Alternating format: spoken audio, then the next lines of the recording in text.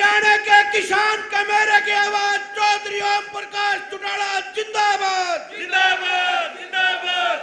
भाई अमर सिंह चौटाला जिंदाबाद जिंदाबाद जिंदाबाद। मंच पर विराजमान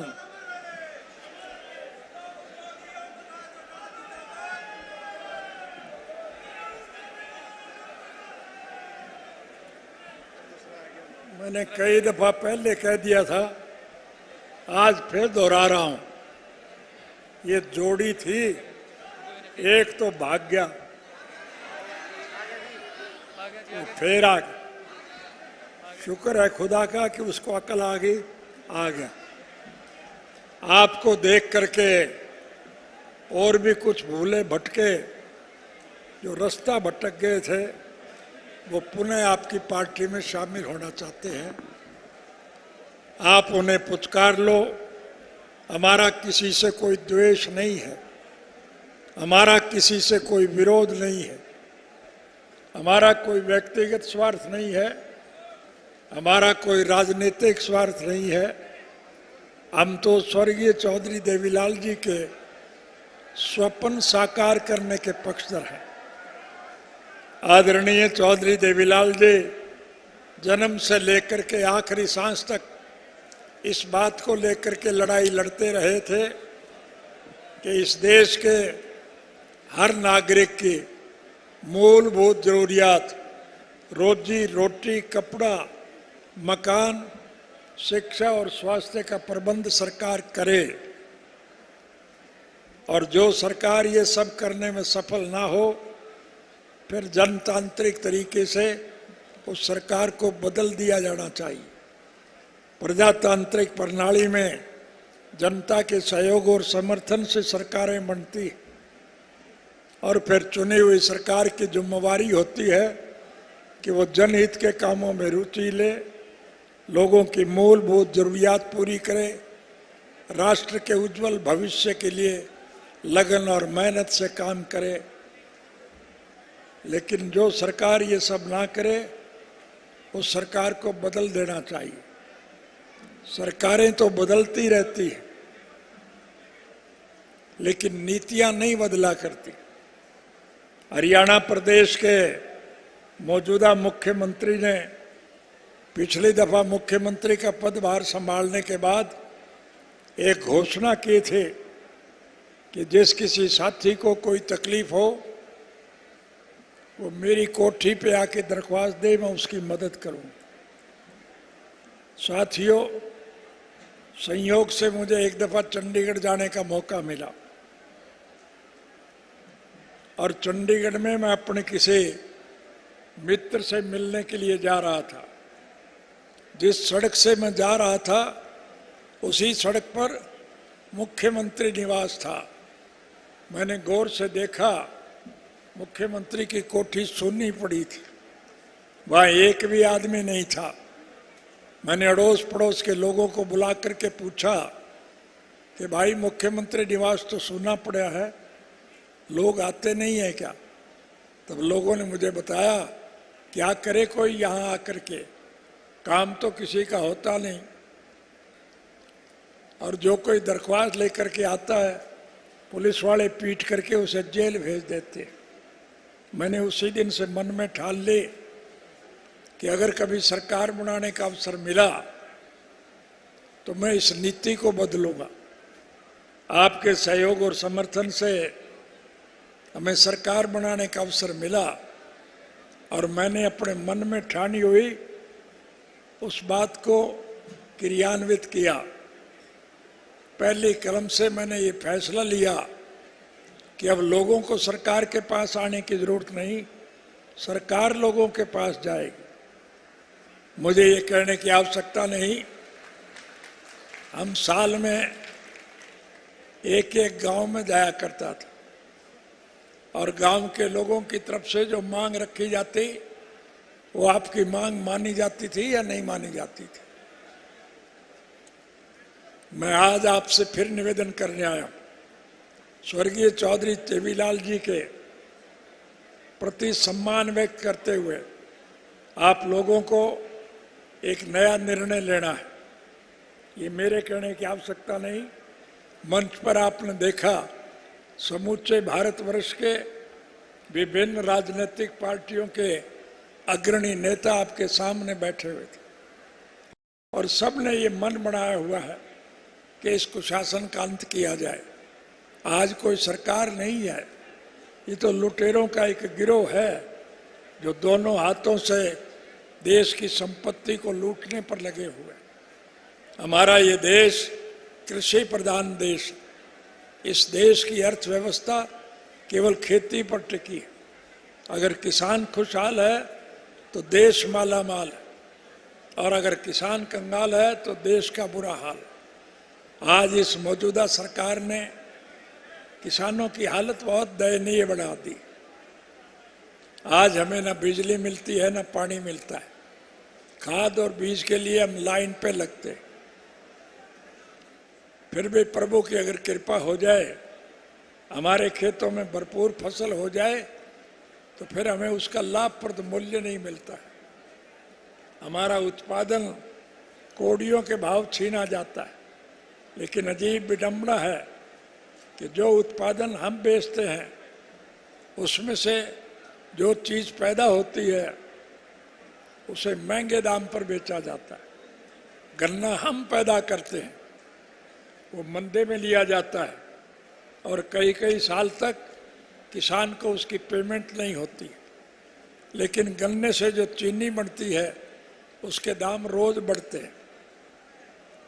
चना, दाल, मूंग, मोस, मसर, अरहर हम पैदा करते हैं, वो मंडी में लूटा जाता है। लेकिन उसमें से जो दाल बनती है वो बाजार में महंगी बिकती है। सरसों, तारा मीरा, तोरिया, अड़सी हम पैदा करते हैं, वो मंडी में ली जाती है। लेकिन उसमें से जो तेल निकलता है वो महंगा बिकता है। हम ट्रैक्टर से खेती करते हैं, उसका डीजल का भाव रोज बढ़ता है। लेकिन हवाई जहाज में जो तेल जलता है वो रोज मंदा होता है, क्योंकि उसमें पूंजीपति वर्ग के लोग सफर करते हैं। ये सरकार लुटेरों की सरकार है। इस प्रकार के कानून बनाती है जिससे इस देश का पैसा मुट्ठी भर बड़े उद्योगी घराने उनके पास चला जाए और वहां से ये लूट के खाते हैं। इसलिए मैं आपसे निवेदन कर रहा हूं, आज परिस्थितियां बदल गई। बदले हुए हालात को ध्यान में रख करके हम सबको एक निर्णायक लड़ाई लड़नी पड़ेगी। दोस्तों, मुझे दुनिया के 152 मुल्कों में जाने का अवसर मिला है। सैर सपाटा करने के लिए नहीं, मैं हर मुल्क के राजनीतिक, आर्थिक और सामाजिक हालात की जानकारी हासिल करने के लिए गया था। विश्व के हर मुल्क में जाकर के मुझे एक बात तो देखना कि समूचे विश्व के स्तर पर भारतवर्ष एक अनूठा देश है, जहाँ सभी धर्म और मजहब के मानने वाले लोग, सभी जाति के लोग आपसी प्रेम प्यार और भाईचारे से रहते हैं।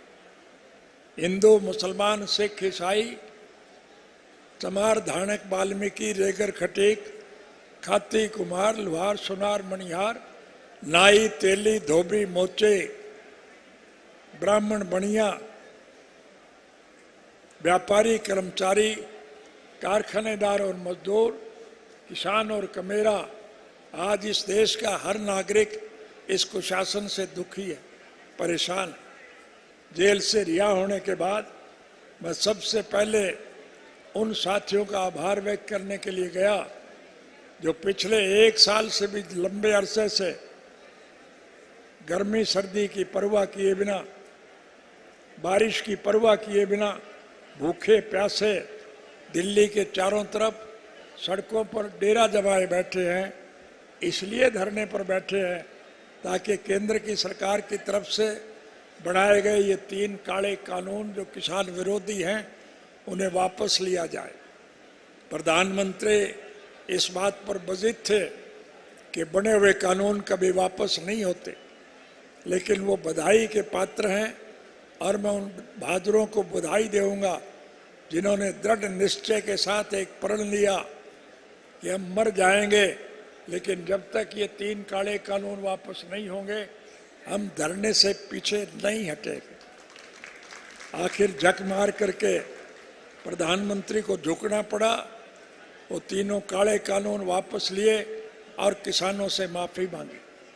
संगठन में बहुत शक्ति है, इसलिए मैं आज आपसे फिर निवेदन करने आया कि इन बिगड़े हुए हालात को ठीक करने के लिए हम सबको इकट्ठे होकर के एक लड़ाई लड़नी, और लड़ाई में आपको सफलता मिले, इसके लिए मैं आपसे एक ही बात कहना चाहता हूँ। आज की इस मौजूदा सरकार ने स्वर्गीय चौधरी देवीलाल जी के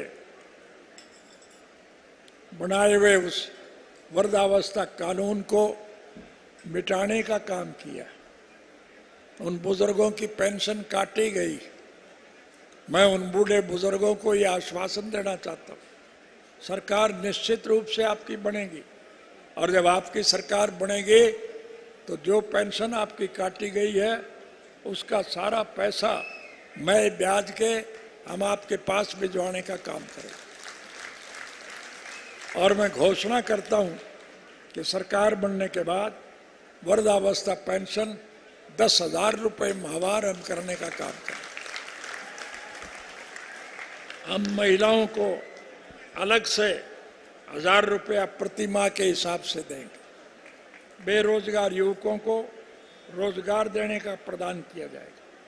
पढ़े लिखे युवाओं को सम्मान भत्ता 21,000 रुपया दिया जाएगा। हमारी सरकार बनने पर 1 साल के अंदर अंदर हम SYL नहर का निर्माण करेंगे और आपकी प्यासी धरती को पूरा पानी देने का काम करेंगे। गरीब लोगों को सुविधाएं प्रदान करेंगे। कृषि काले कानून के विरोध में जो साथी शहीद हुए हैं उन किसानों की यादगार के तौर पर हम एक स्मारक जलियांवाला बाग की तर्ज पर वहां बनाएंगे, ताकि हर आदमी को ये गर्व महसूस हो और वो प्रेरणा ले सके। ई-नेम ट्रेनिंग प्रणाली को समाप्त किया जाएगा और आड़ती भाइयों की निर्धारित कमीशन को बरकरार रखते हुए 3% उनकी दर की जाएगी। हर मंडी में ये प्रावधान किया जाएगा कि सभी फसलें केवल मंडी में ही खरीद और बेची जाए। किसानों की उपज न्यूनतम समर्थन मूल्य पर खरीदी जाए, उसके लिए कानूनी गारंटी देने के लिए केंद्र सरकार को मजबूर किया जाए। स्वर्गीय चौधरी देवीलाल जी ने हम सब के लिए जो काम किए हैं उनको अगर मैं गिनाने लगूंगा तो बहुत समय लग जाए, लेकिन मैं इनसे एक ही बात कहना चाहूँगा कि सब धरती कागज करो, लेखनी सब बन रहा है, 7 समुद्र की मसी करूं, देवीलाल के गुण लिखे न जाए। कि सारे देश के कागज इकट्ठे किए जाए, सारे दरख्तों को काट करके कलम बनाई जाए, सारे समुद्र के पानी की शाही बनाई जाए, तो अभी देवीलाल के गुण लिखे नहीं जा सकते। उस व्यक्ति के जितने गुण थे आज उनको इस सरकार ने मलियामेट करने का काम किया। जिस सरकार के राज में 2014 में केंद्र की सरकार में 56 करोड़ 51 लाख रुपए का कर्ज था, आज 8 वर्षों में ये कर्जा बढ़कर 139 लाख करोड़ हो गया है। कर्ज का ब्याज चुकाने के लिए कर्ज लिया जाता है, कर्मचारियों को तनख्वाह देने के लिए कर्ज लेना पड़ता है। हर पैदा होने वाला बच्चा अपने सर के ऊपर 2 लाख का कर्जा लेकर के पैदा होता है। हरियाणा प्रदेश में जब हमारी सरकार गई थी, हमने सरकार के खजाने में हजारों करोड़ रुपया छोड़ा था। आज हरियाणा सरकार के सर के ऊपर 2.5 लाख करोड़ से ज्यादा का कर्जा है। उन कमबख्तों से पूछना कि ये कर्जा किस बात का है, कहीं एक ईंट नहीं लगी। जो सड़कें हमारे सरकार के वक्त में बनी थी आज वो टूट गई, उनकी मरम्मत तक नहीं हो रही। बिजली और पानी का अभाव है, खाद और बीज के लिए हम लाइन में लगे रहते हैं, हमारी उपज का हमें लाभप्रद मूल्य नहीं मिलता है, जरूरियात जिंदगी की चीज़ों के दाम निरंतर बढ़ते जाते हैं। ट्रैक्टर से हम खेती करते हैं, डीजल का भाव रोज बढ़ता है, लेकिन हवाई जहाज में जो तेल जलता है उसके दाम रोज कम होते हैं, क्योंकि उसमें पैसे वाले लोग सफर करते हैं।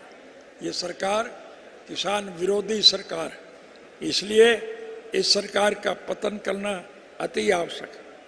आज हरियाणा प्रदेश में निरंतर अपराध बढ़ रहे हैं।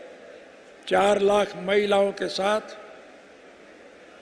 1.5 लाख से अधिक बच्चों के साथ, 50,000 से अधिक दलितों के साथ आज झगड़े हो रहे, मुकदमे बनाए जा रहे। प्रतिदिन हत्याएं, 4 बलात्कार, 6 अपहरण, हर तीसरे दिन एक गैंगरेप।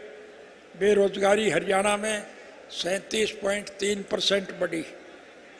पढ़े लिखे डिग्री प्राप्त युवक नौकरियों के लिए मारे मारे फिरते हैं, चपरासी और माली की नौकरी भी उन्हें नहीं मिलती। एनसीआरबी की 2021 की रिपोर्ट के अनुसार 42,000 दिहाड़ीदार मजदूर, हरियाणा में 535 दिहाड़ीदार मजदूरों में आत्महत्या की है। विजय माल्या, ललित मोदी, मेहुल चोकसी व नीरव मोदी जैसे कई लोग लाखों करोड़ रुपए बैंकों से लेकर विदेशों में जाकर के बस गए।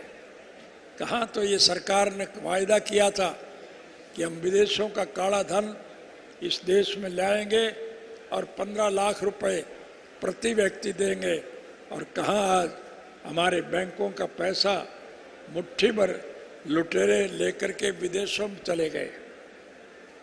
घरेलू गैस का सिलेंडर जो 420 रुपए में मिलता था, आज वो 1100 रुपए में मिलता है। स्वामी विवेकानंद ने कहा है कि अतिष्ठित जागृत प्राप्य वारा निबोधित, उत्तिष्ठित जागृत प्राप्य वारा निबोधित। उठो जागो और तब तक मत रुको जब तक अपने लक्ष्य तक ना पहुंच जाओ। इसलिए हिम्मत और हौसले की जरूरत है। आपकी हिम्मत और हौसले से देश में राजनीतिक बदलाव आएगा, और जब राजनीतिक बदलाव आएगा तो फिर आपको सारी सहूलियात मिलेगी। हमारी सरकार के वक्त में 3,206 बच्चों को जो हमने नौकरी दी थी, उसकी वजह से मुझे 10 साल की सजा काटनी पड़ी थी। जिन बच्चों को हमने नौकरी दी उनकी तो तरक्की हो गई, लेकिन नौकरी देने वाले को 10 साल की सजा काटनी पड़ी। अब के मैं आपसे वायदा करके जा रहा हूँ, राज बना लो। जब आपकी सरकार बनेगी तो हम हर बच्चे को निःशुल्क शिक्षा देंगे, कोई पैसा खर्च नहीं होगा, और पढ़ने वाला बच्चा यदि बीमार हो जाए तो उसका मुफ्त में इलाज कराएं, और पढ़े लिखे युवक को उसकी योग्यता के मुताबिक नौकरी देंगे। हर बच्चे को नौकरी देंगे। किसी योग्य बच्चे के माँ बाप ने किसी मजबूरी में वोट चाहे कहीं भी दिया हो, हम उसमें वोट की राजनीति का दखल नहीं माने। हम हर बच्चे को नौकरी देंगे। 3206 बच्चों को नौकरी देने की वजह से मुझे 10 साल की सजा हुई थी।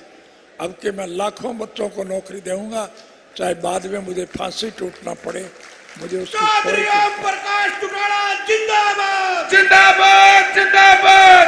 इसलिए मैं आपसे निवेदन कर रहा हूँ, हिम्मत और हौसला कायम रखो। आपसी प्रेम प्यार और भाईचारे से मिलजुल कर देश के इस दूषित वातावरण को बदलने में अहम भूमिका निभाओ। आज समूचे विश्व की निगाह आप पर टिकी है। आपकी हिम्मत और हौसले के हर साथी इंतजार में बैठे हैं। आपकी हिम्मत से परिवर्तन आएगा। कमेरे इस देश के राजभाग के मालिक होंगे और लुटेरे जेल की सलाखों के पीछे बंद किए जाएंगे। ये मैं आपसे वायदा करता हूँ। सीधी जाटी भाषा में एक ही बात आपसे कहना चाहूँगा, राज बना लो, फिर थारे सारे खोटवे काट दूंगा, तुम्हें कोई दिक्कत और परेशानी नहीं होगी। यही बात कहने में आपके बीच में आया था। आपने इतनी भारी संख्या में यहाँ आकर के हमारा जो हौसला बढ़ाया, उसके लिए मैं आपका आभार व्यक्त करता हूँ और भगवान से प्रार्थना करूँगा आपका हमारा ये सहचार सदा कायम रहे। आप सबका बहुत बहुत धन्यवाद। इंडियन नेशनल लोकदल पार्टी जिंदाबाद। जिंदाबाद जिंदाबाद।